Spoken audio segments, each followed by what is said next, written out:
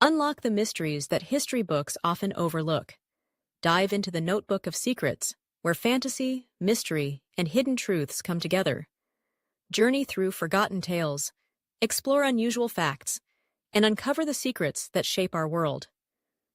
Whether you crave short bursts of insight or deep, immersive explorations, there's something here for every curious mind.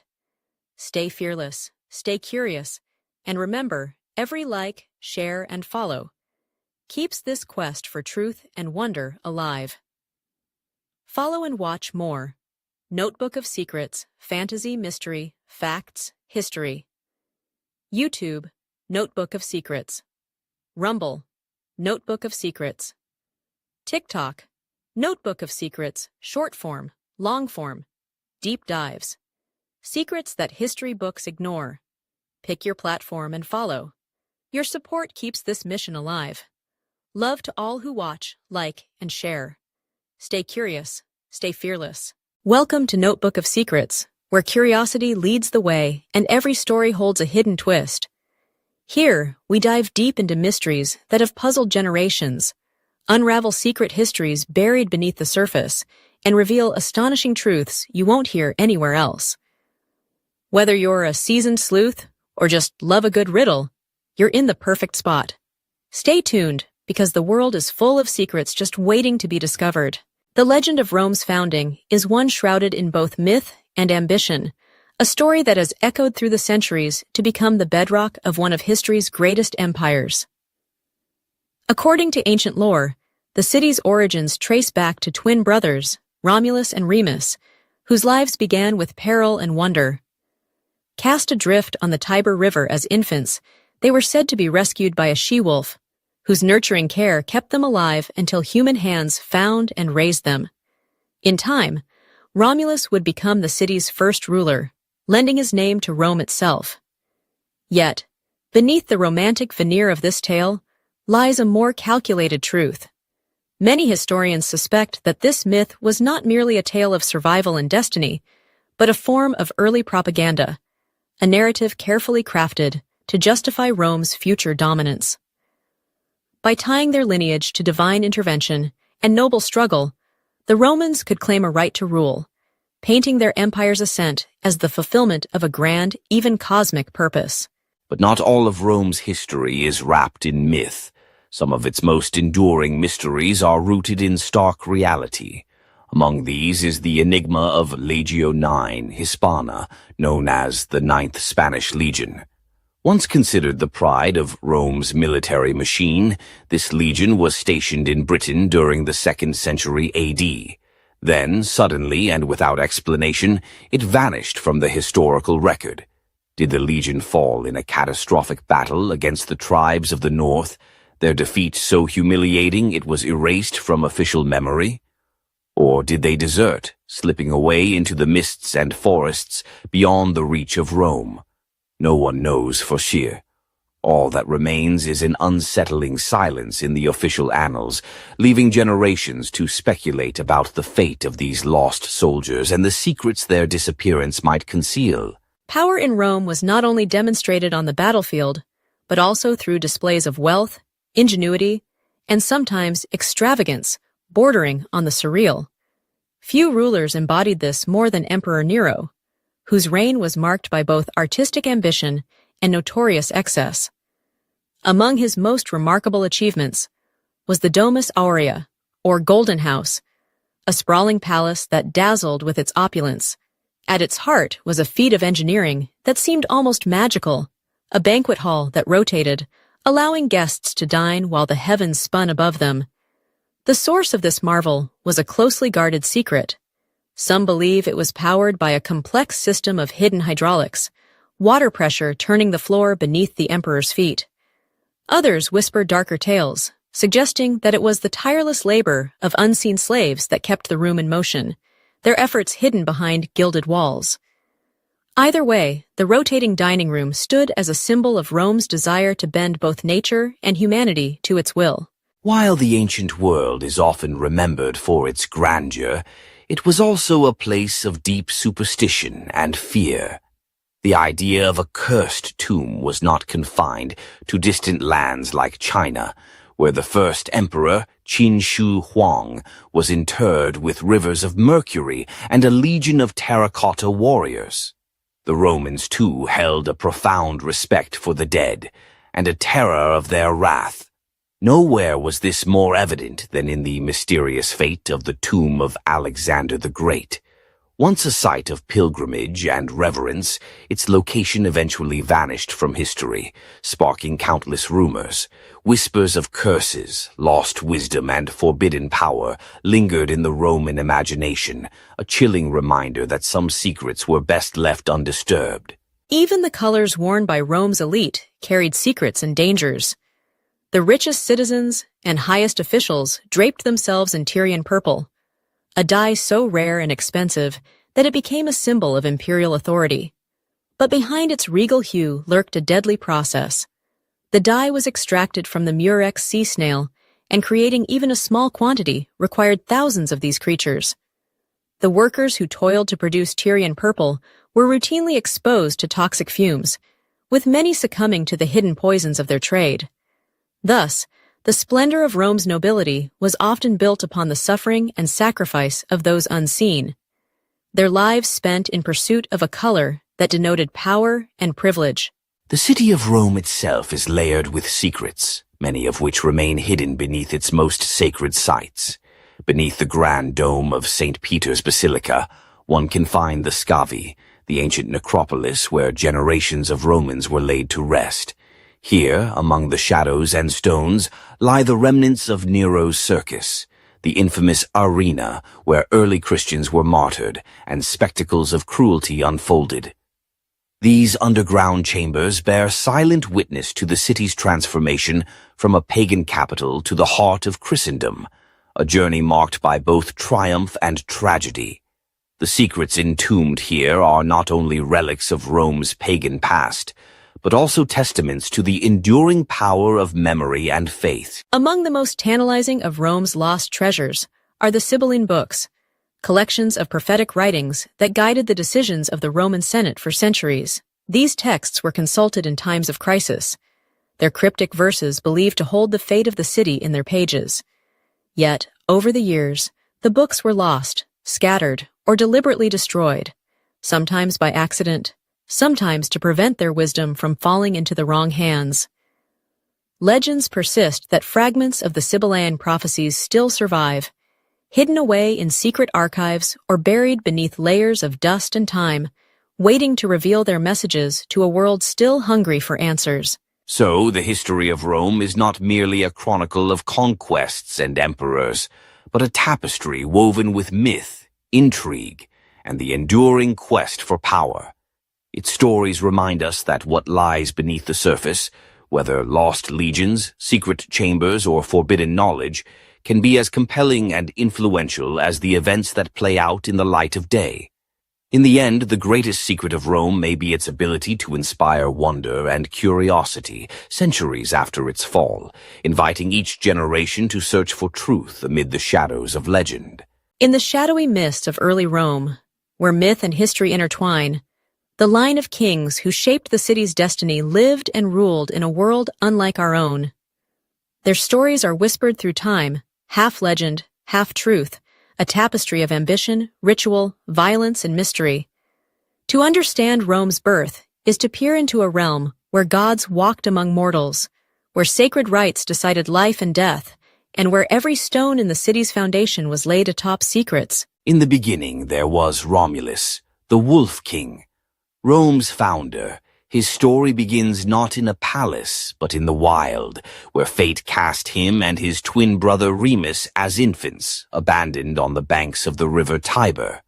The legend claims the god Mars sired them, marking them with a destiny of violence and greatness. Cast adrift in a basket, the twins were discovered by a she-wolf, who nursed them as her own. This primal upbringing between the animal world and the divine set Romulus apart from ordinary men, a leader touched by both savagery and celestial favor. As Romulus grew, his ambition matched the city he dreamed of raising. Together, he and Remus began to build, but the brothers' bond soon dissolved into rivalry. The story most know is that Romulus killed Remus in a quarrel over the city's walls, a tragic clash of siblings. But in the shadows, darker whispers persist. Some say this was not simply fratricide, but ritual, an offering to the gods to sanctify the city's foundations with royal blood. In ancient belief, the first blood spilled on new ground could call down divine blessing or wrath. Was Remus sacrificed so Rome might live? The truth is lost in the mists, but the memory lingers in every stone and every story Rome ever told of itself. Romulus reigned over his new city with a fierce hand, gathering outcasts and fugitives into his fold, offering sanctuary but demanding loyalty. The city grew, but so did the dangers surrounding it. Romulus was a warlord as much as a king, leading raids and defending his people, always at the edge of chaos. The legend of the Sabine women, abducted to supply wives for Rome's men, hints at the violence and desperation beneath Rome's first generation, and the lengths to which Romulus would go to ensure his city's survival. Even in death, the echoes of Rome's kings did not fade. Beneath the marble and ruins, legends speak of a hidden chamber, deep under the Capitoline Hill, where ancient scrolls record truths never told. Some say the scrolls reveal pacts with forgotten gods. Others the real reason why the monarchy fell. Were the kings mere rulers, or guardians of powers far older than Rome itself? Each stone in the city may still carry their whispers, if you dare to listen. After violence came peace, or so it seemed. Numa Pompilius, the prophet king, ascended the throne. Where Romulus had claimed descent from Mars, god of war, Numa was said to commune with the nymph Egeria, learning the sacred laws of the gods in hushed whispers by moonlit springs. Under Numa, Rome laid down its sword, at least for a time, and turned to the mysteries of ritual, piety, and order. He founded the Vestal Virgins, Rome's sacred priestesses, charged with keeping the holy fire burning, the city's eternal heart. He created the Pontifex Maximus, a priesthood as mysterious as it was powerful, guardians of the arcane rites that held Rome's fate in balance. Yet even Numa's peace was not what it seemed. The sacred books he wrote, filled with rituals and spells, were said to hold the power to bind gods and men. So potent were these secrets that centuries later, when the books were discovered, they were burned by order of the Senate, lest their spells and knowledge fall into the wrong hands. In Numa's Rome, the line between sacred and profane, between priest and sorcerer, was thin indeed. Who truly ruled, the king or the secrets he kept? Beneath the calm surface of ritual and law, the city's hunger for power and conquest simmered. With the coming of Tullus Hostilius, the warrior cursed, the tide turned once more. Where Numa had shunned violence, Tullus reveled in it. His reign saw the destruction of Alba Longa, Rome's ancient rival, in a blaze of war and betrayal. The story of the champion duel, the Hieratii and the Curiatii, ended in blood, but it was only a prelude to the annihilation that followed. Tullus razed Alba Longa to the ground, her people taken, her gods absorbed into Rome's growing pantheon. But Tullus, for all his martial prowess, was not immune to Rome's darker mysteries. He sought to call down Jupiter's favor through rituals learned from Rome's priests, but pride or ignorance led him astray. The rites were botched, and the king paid the price.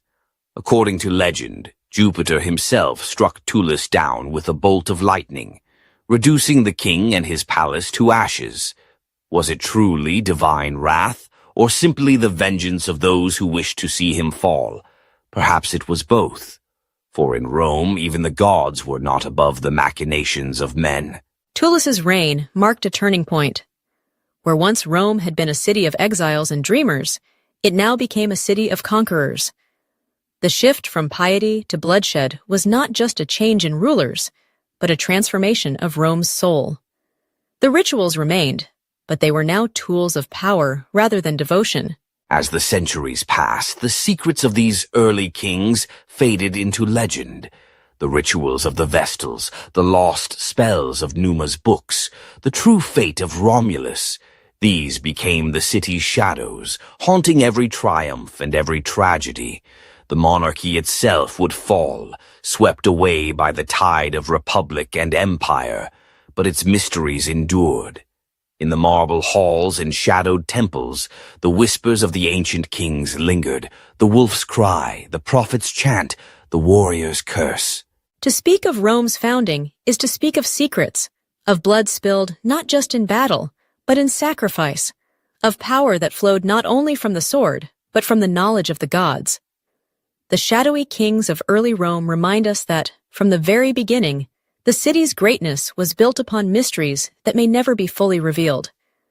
And perhaps, in the heart of every empire, those ancient secrets still wait, as old as the stones of Rome themselves. In the shadowed annals of Rome's earliest history, 4 kings stand out. Not just for the grand monuments and reforms that bear their names, but for the darkness that shrouded their reigns. Their legacies are written as much in whispers and blood as in stone and law. This is the tale of Ancus Marcius, Tarquinius Priscus, Servius Tullius, and Tarquin the Proud. Rulers whose public faces were masks, hiding ambition, ruthlessness, and inescapable tragedy. Ancus Marcius, remembered by generations as the diplomat king, occupies a paradoxical place in Rome's memory. His official portrait is one of wisdom and piety. He built Rome's first prison, the Mamertine, a stark symbol of law and order, meant to contain those who defied the burgeoning kingdom. He spanned the Tiber with the Pons Sublicius, a sacred bridge said to connect the world of the living with the afterlife, and expanded Rome's borders through treaties and careful negotiation. Yet beneath the polished surface of his rule, a darker current flowed. The Latin neighbors to the south and east soon learned that Marcius's diplomacy was backed by the iron of Roman legions. One by one, cities fell to Rome's expanding power. Their people marched in chains through the city gates. The age of peace was, for many, an age of enslavement. Nowhere is this more evident than at Ostia, the port that Marcius founded.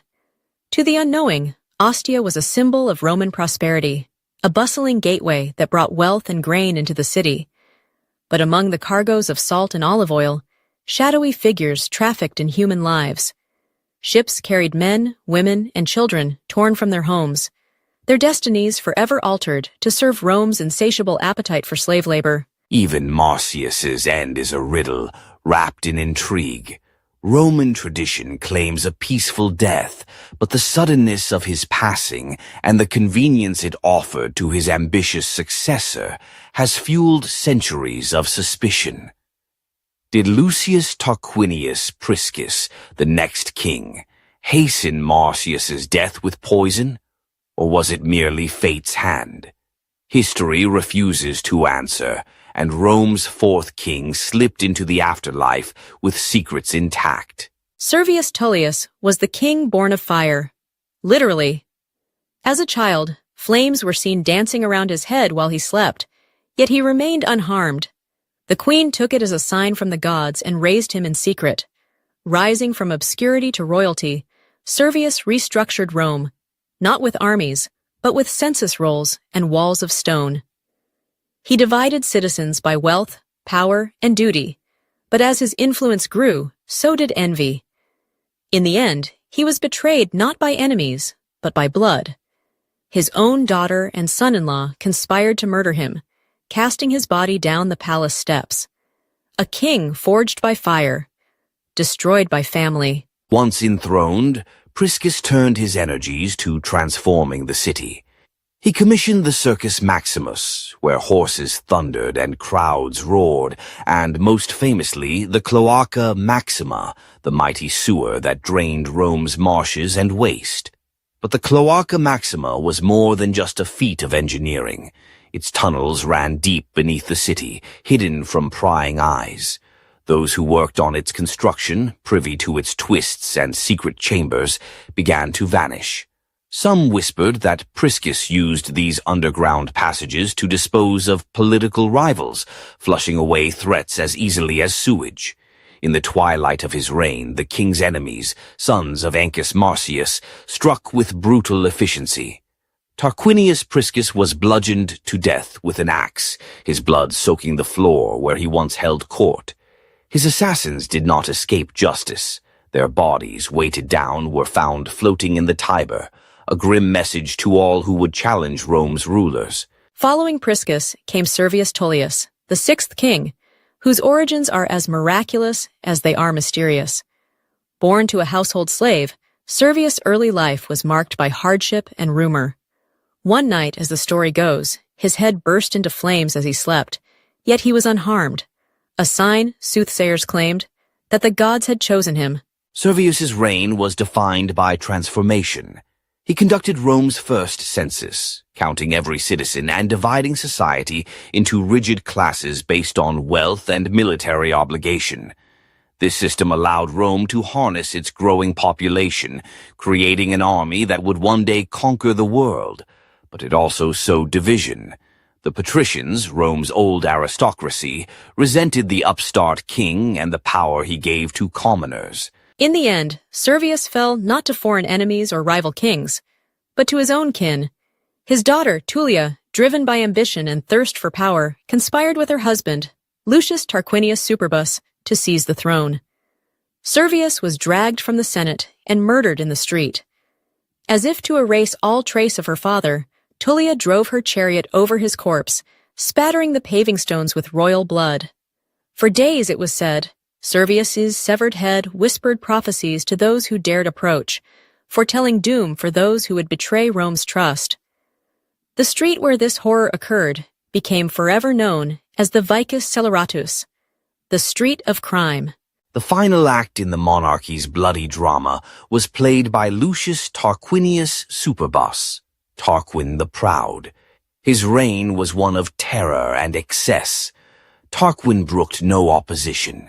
Senators who defied him vanished or died, their families left to mourn in silence. He taxed the city into starvation, hoarding the proceeds for his lavish projects and personal pleasure. Under his rule, noble women were not safe, for the king and his sons considered themselves above all law. It was not his cruelty alone, however, that doomed. At its zenith, the Roman Empire stood as a testament to the capabilities of human organization, ambition, and endurance. Emerging from humble beginnings as a cluster of settlements along the Tiber River, Rome grew over centuries into a sprawling metropolis and the nerve center of a civilization that would dominate the Mediterranean world and beyond. The journey from monarchy to republic, and ultimately to empire, was marked by innovation, adaptability, and an unyielding desire for expansion. By the 2nd century AD, under the rule of emperors like Trajan and Hadrian, the empire reached its greatest territorial extent. Its dominion stretched from the windswept moors of northern Britain to the sun-baked deserts of Egypt, from the Atlantic coasts of Hispania to the distant frontiers of Mesopotamia. The Mediterranean Sea, once a barrier between peoples, became a busy highway for trade, communication, and cultural exchange, so much so that the Romans dubbed it Mare Nostrum, or Our Sea. Within the empire's borders thrived a diverse population: Greeks and Gauls, Egyptians and Iberians, Syrians and Berbers, all connected by Roman roads, laws, and the Latin language. The engine of Rome's success was its ability to absorb and unite different peoples.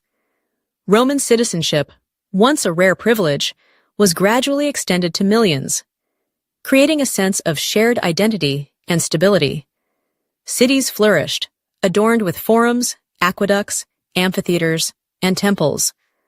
The rule of law, embodied in the intricate Roman legal system, provided order and predictability. Technological marvels like concrete, the arch, and the dome transformed architecture and engineering.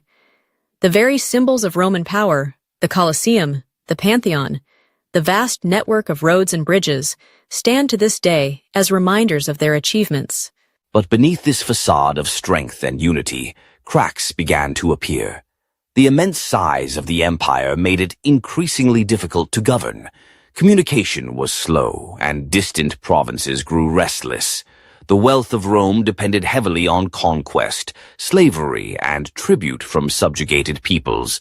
When new conquests slowed, the economic foundations began to shift.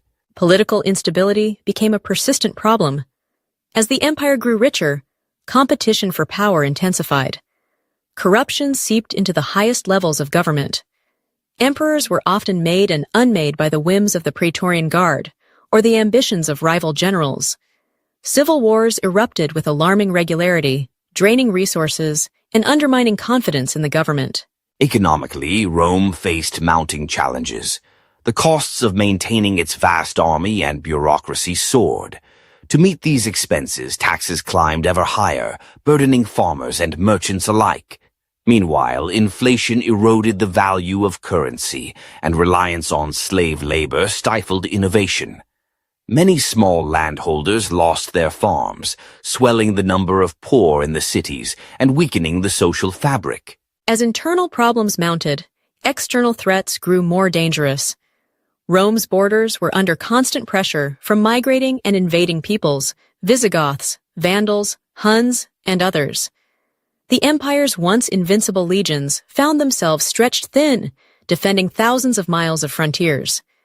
In 410 AD, a shockwave rippled through the ancient world when the Visigoths, led by Alaric, sacked the city of Rome itself, a city that had not seen the tread of foreign soldiers for 8 centuries.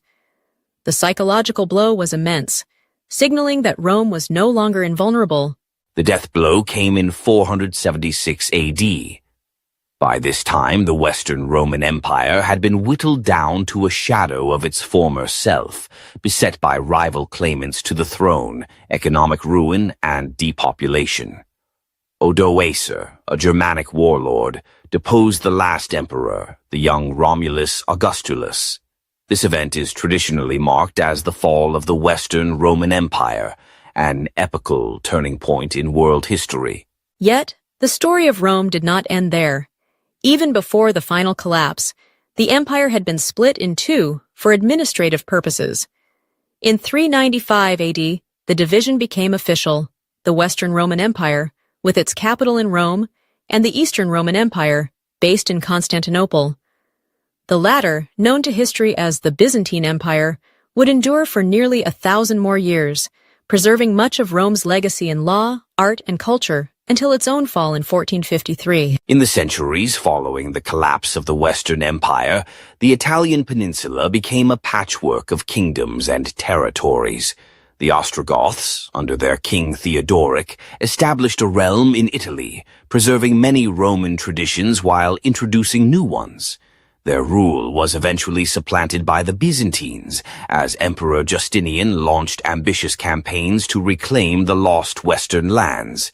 For a time, it seemed the dream of Roman unity might be rekindled. But the tide turned again with the arrival of the Lombards, who seized control of much of northern Italy. Amid this turbulence, another power began to rise: the papacy. The Bishop of Rome, later known as the Pope, emerged as both a spiritual and temporal leader. Meanwhile, city-states like Venice, Florence, and Genoa flourished, becoming centers of commerce, art, and learning. The seeds of the Renaissance, that great rebirth of classical knowledge and creativity, were sown in this fertile ground.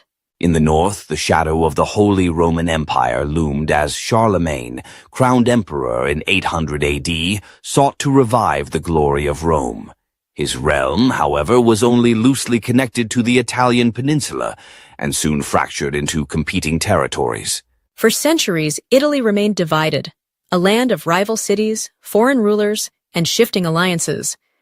It was not until the Risorgimento of the 19th century, a sweeping movement for national unification, that Italy would once again become a single nation. In 1861, under King Victor Emmanuel II, the Kingdom of Italy was proclaimed, bringing together the diverse regions of the peninsula at last. Meanwhile, the legacy of Rome also echoed across the Channel in distant Britain. After the legions withdrew in the 5th century, waves of Anglo-Saxon settlers arrived, establishing new kingdoms that would shape the English identity.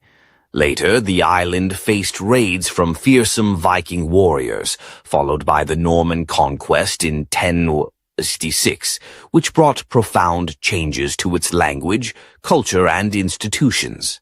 The rise and fall of the Roman Empire was not just the story of a city or a people. It was the crucible in which much of Western civilization was forged, a story of glory and hubris, innovation and collapse, continuity and transformation. Its echoes can still be heard in our laws, our languages, and the very idea of what it means to be part of a great and enduring civilization. Rome was not conceived as the city of marble and glory that legends celebrate. It was born of violence, desperation, and cunning, a wolf's den, not a cradle. The ancient myth tells of Romulus and Remus, twins suckled by a she-wolf, destined to found a city. But beneath that fable lies a darker truth. The she-wolf may have been a code word for a prostitute, and the twins themselves, far from noble princes, were likely bandit chiefs, exiles, outcasts. Early Rome was not a beacon of civilization.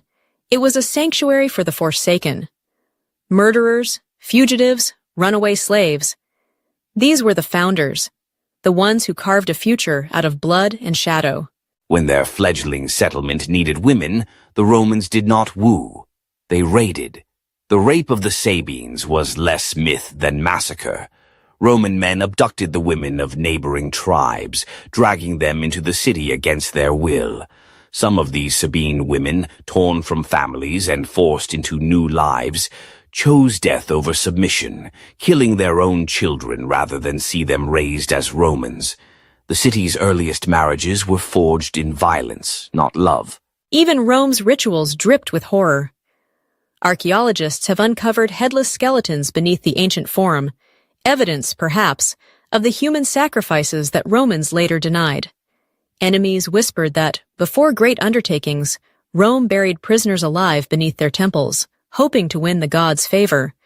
Rome claimed civilization, but its foundation rested on bones and secret.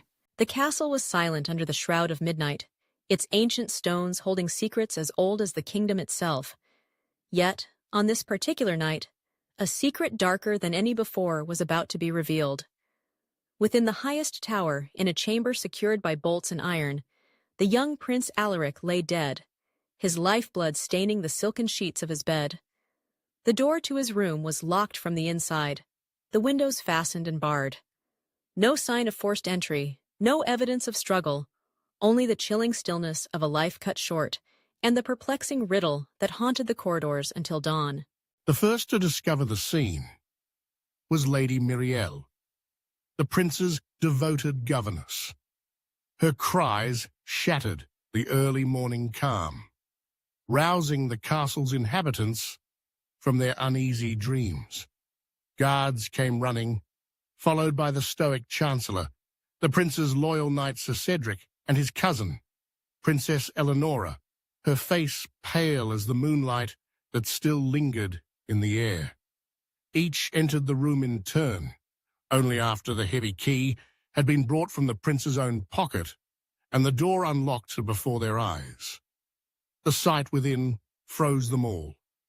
The prince, motionless, his expression peaceful, as if death had come for him in his sleep.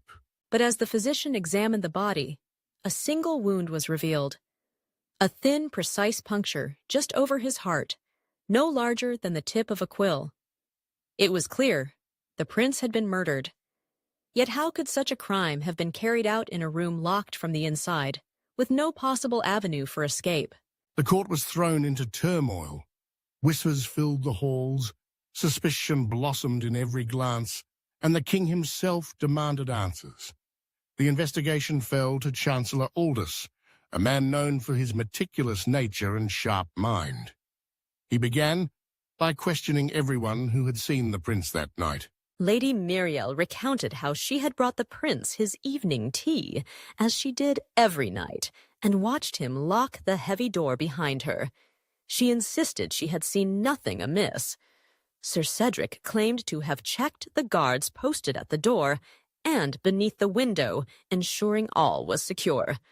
Princess Eleonora spoke softly of the prince's recent anxieties, his fears of plots and treachery, but insisted she had not seen him since supper. The guards were steadfast. No one had entered or left the tower after the prince had retired. The windows, examined by Aldous, were sealed tight, the bars unyielding. The only key to the prince's room had been in his pocket, found there by Lady Myriel when she discovered the body. There was no sign of poison in his tea, no evidence of any weapon in the room. It seemed an impossible crime. Yet, as Aldous pored over the details, certain peculiarities caught his attention. The prince's bed linens were undisturbed, save for a slight indentation near his right hand. A faint scent lingered in the air, something floral, almost sweet, out of place in the austere chamber. On the windowsill, a single feather, pale and delicate, rested as if placed there by fate. Day turned to night again, and still the mystery deepened. Rumours spread. Some whispered of ghosts, others of secret tunnels and hidden passages. But Aldous dismissed such tales. There had to be a logical explanation, a key to the locked room, hidden in plain sight. He summoned the physician once more, pressing him for every detail. The doctor admitted that the wound was peculiar, as if made by a thin, sharp object, but not a blade. Something more slender, perhaps a needle or a dart. Intrigued, Aldous examined the prince's possessions, searching for anything that might yield a clue. In the prince's writing desk, he found a collection of letters, all sealed and addressed to the king. One, written in shaky hand, spoke of a growing unease, a fear of betrayal from within the court. Among the prince's personal effects was a small vial, empty, but carrying the same sweet scent Aldous had noticed in the room. He questioned Lady Myriel about it, but she professed ignorance. It was then that Aldous remembered the feather. He summoned Sir Cedric, who recognised it instantly. "A nightjar's feather, my lord," he said. "They nest in the gardens below the tower. No bird could have entered through the window, though, not with the bars in place." But the gardens, Aldous realized, were directly below the prince's window. He ordered a search of the grounds. There, beneath the window, hidden among the ivy, they found a curious contraption, a slender tube, discarded in haste. The device was designed to propel a dart with precision, powered by a charge of compressed air. Inside, they found a single, empty vial, identical to the one in the prince's room. Aldous pieced the facts together. Someone had waited in the gardens below, using the cover of night to fire a poisoned dart through the narrow gap between the window bars. The dart had struck true, its tip delivering a swift, silent death. The feather, carried by the wind, had floated up to the window, a silent witness to the crime. Now, only one question remained. Who had the knowledge and motive to commit such a deed? The investigation turned to those with access to the gardens and the skill to construct such a weapon. The castle's alchemist was questioned, but he denied any involvement. It was then that Aldous recalled the prince's letters, the warnings of betrayal from within. He confronted Princess Eleonora, whose family had long coveted the throne. Under questioning, her composure faltered. It was revealed that she had studied the use of poisons in secret and had access to the alchemist's supplies. The motive was clear. With the prince gone, Eleonora would stand next in line for the crown. Presented with the evidence, Eleonora confessed.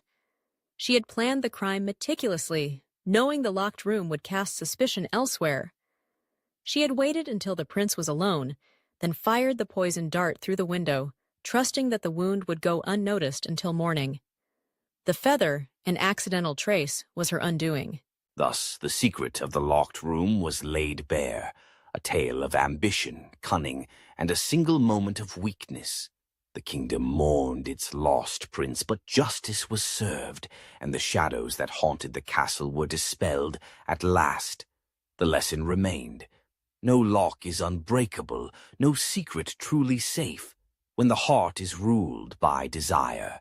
In the shadowed corridors of history, there are stories that never made their way into the grand tapestries or gilded chronicles.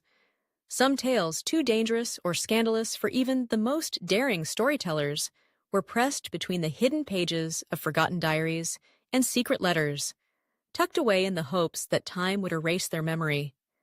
Yet, secrets have a way of lingering, whispering through the ages, waiting for someone to listen. This is the story of a forbidden love, a love so powerful, so all-consuming, that it would shake the very foundations of a mighty kingdom and send it tumbling into ruin. The kingdom of Valenrose stood proud and unassailable for centuries. Its towers kissed the clouds, its marketplaces bustled with life, and its gardens were renowned for their beauty and splendor. At its heart stood the royal palace, a labyrinth of marble halls and velvet-draped chambers, where the fate of nations was decided by kings and queens, princes and princesses. But behind the polished veneer, beneath the golden grandeur, a storm was brewing, one that began not in the council chambers or on the field of battle, but in the quiet corners of the royal library. Princess Alara, the only child of King Aldrich and Queen Isolde, was a creature of intellect and curiosity. Her mind was as sharp as her beauty was radiant, and she found solace not in the grand balls or courtly intrigues, but in the company of ancient tomes and whispered legends.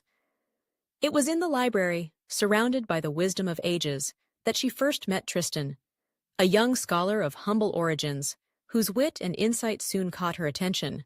Tristan had been brought to the palace as a tutor, charged with teaching the princess the finer points of philosophy and statecraft. But lessons quickly gave way to laughter, and debates about politics became confessions of dreams and fears. In each other they found an understanding deeper than words, a connection that transcended the rigid boundaries of class and duty. Their bond grew in secret, nurtured in stolen moments and midnight walks in the moonlit gardens, where only the roses bore witness to their whispered promises. But theirs was a love forbidden by every law of the land.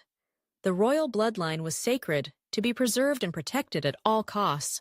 For a princess to love a commoner, let alone secretly pledge herself to him, was an act of treason, a betrayal that could ignite the fury of the court and the wrath of the people. And yet, Alara and Tristan could no more deny their love than they could command the sun to set or the stars to fall from the sky. As the months passed, rumors began to swirl through the palace like autumn leaves on the wind. Glances lingered too long, laughter echoed from behind closed doors, and servants whispered behind their hands. It was only a matter of time before the truth began to unravel. The first to suspect was Lord Marius, the king's trusted advisor, whose ambition burned as fiercely as his loyalty. He watched Alara and Tristan with shrewd eyes, piecing together their secret from the smallest gestures and the faintest blushes. Desperate to protect their love, Alara and Tristan turned to the only thing they could trust, the written word.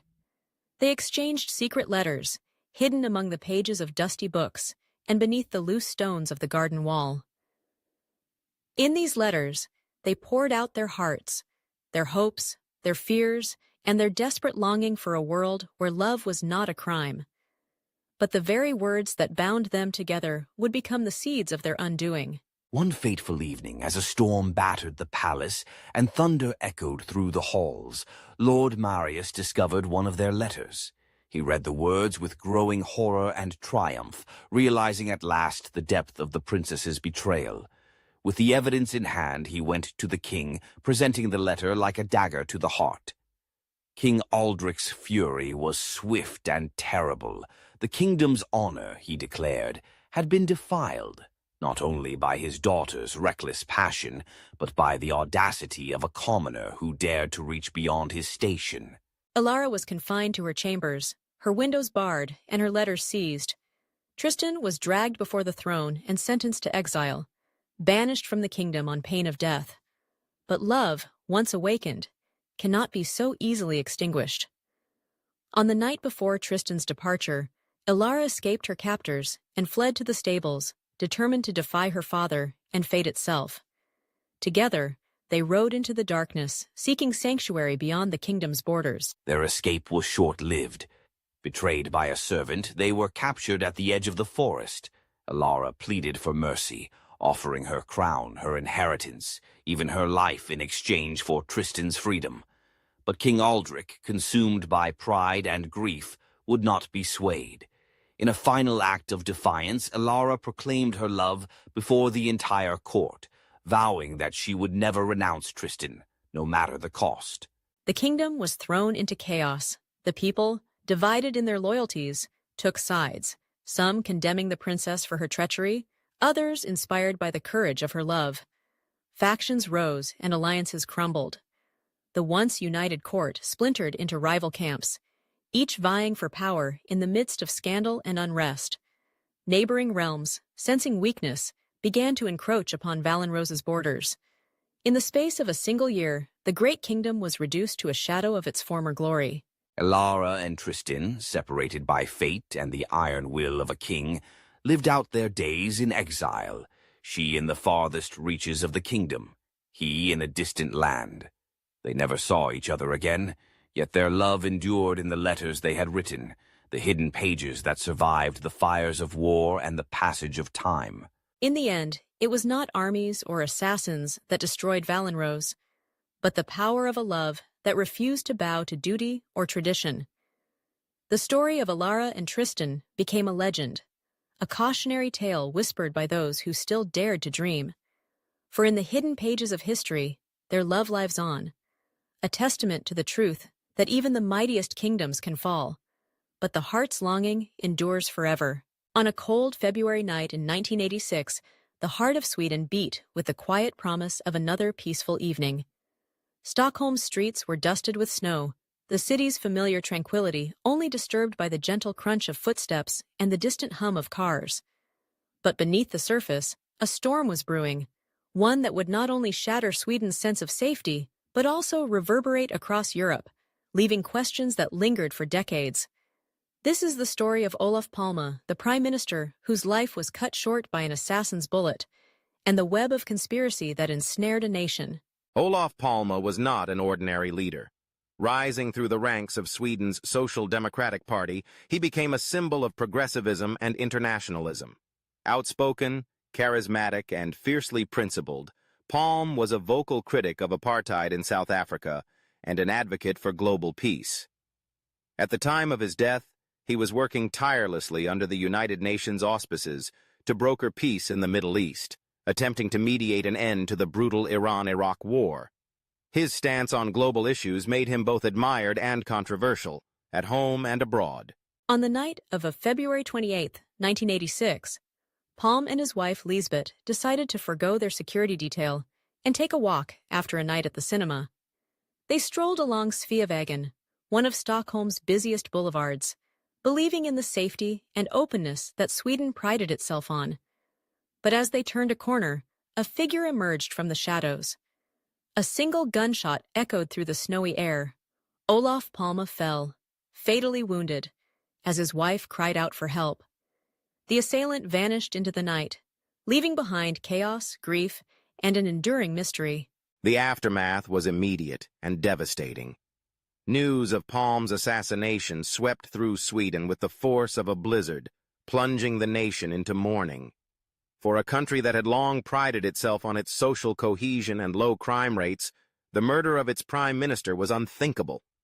The shock quickly gave way to confusion as the public grappled with the reality that such violence could strike at the very heart of Swedish democracy. Yet the tragedy was compounded by a series of missteps that would haunt the investigation for years to come. The police response, in those crucial first moments, was marked by hesitation and oversight. Officers failed to recognize the gravity of the situation, and a witness's urgent phone call, placed just 45 seconds after the shooting, went unanswered. Inexplicably, the crime scene was not immediately secured, and vital evidence was lost in the snow. The initial investigation floundered, and as days turned into weeks, frustration mounted. As the search for the killer dragged on, a sense of uncertainty gripped the nation. Theories about the motive and the perpetrator flourished, fueled by a lack of concrete answers and the international profile of Palme himself. Who would want to silence such a prominent figure? Was this the work of a lone madman, or was it a meticulously orchestrated conspiracy? Theories abounded. Some pointed to domestic discontent. Palme's progressive policies had earned him enemies at home, particularly among right-wing extremists and those opposed to his stance on nuclear disarmament. Others looked abroad, suggesting that foreign intelligence agencies or disgruntled exiles might have targeted him for his outspoken opposition to apartheid or his diplomatic efforts in the Middle East. There were whispers of shadowy networks, of secret agreements, and international intrigue. The parallels to the Kennedy assassinations in the United States were hard to ignore. Both were leaders cut down at the height of their influence, both cases spawning a labyrinth of speculation and doubt. The investigation lumbered on, but every step seemed to raise more questions than it answered. Suspects came and went, each new lead promising resolution but ultimately dissolving into uncertainty. One man, Christer Pettersson, was convicted of the murder in 1989, only to be acquitted on appeal due to lack of evidence. The public's faith in the justice system wavered, and the specter of the unsolved crime cast a long shadow over Swedish society. The confusion, however, was not limited to Sweden. Europe watched with a mixture of fascination and unease as the events unfolded. Palm had been a prominent figure on the world stage, and his assassination felt like a warning. A reminder that even the most stable societies were not immune to the currents of violence and conspiracy that swirled beneath the surface. The sense of vulnerability spread, prompting debates about the security of public officials and the fragility of democratic institutions. As years passed, the case became a symbol of unanswered questions. Conspiracy theories flourished, each more elaborate than the last. Some pointed to rogue elements within the Swedish police or military, suggesting an inside job. Others argued that foreign powers, threatened by Palm's activism, had orchestrated the hit. Theories linking the murder to South African intelligence, Kurdish separatists, or even the CIA gained traction, each fueled by fragments of evidence and the enduring mystery at the case's core. Despite the passage of time, the impact of Palme's assassination did not fade. It changed the way Swedes viewed their society, eroding the sense of trust that had been its foundation. Public figures became more cautious, and the security apparatus grew more vigilant. The case also served as a catalyst for changes in law enforcement, prompting reforms aimed at improving coordination and response in times of crisis. Yet the most profound legacy of Palm's murder may be the questions it left behind. In a world increasingly shaped by uncertainty and division, the story of Olof Palme stands as a stark reminder of the fragility of peace and the power of a single act to alter the course of history. Despite exhaustive investigations and countless theories, the full truth remains elusive, concealed beneath the snow and blood of that winter night. For Swedes, and for many across Europe, the assassination of Olof Palme is more than a historical event. It is a symbol, a puzzle that defies easy solutions, a crime that exposed vulnerabilities and ignited the imagination of a continent. In the end, it is a story about the limits of certainty, the dangers of complacency, and the enduring quest for justice in the face of darkness. In remembering Palm, we are reminded of the ideals he stood for: openness, justice, and a belief in the possibility of a better world. The conspiracies and unanswered questions that followed his death speak to the complexity of our times, but also to the deep yearning for truth and meaning that lies at the heart of every society. And as the snow continues to fall each winter in Stockholm, the memory of that fateful night lingers, a testament to a life cut short, a nation forever changed, and a mystery that still haunts Europe's collective mind.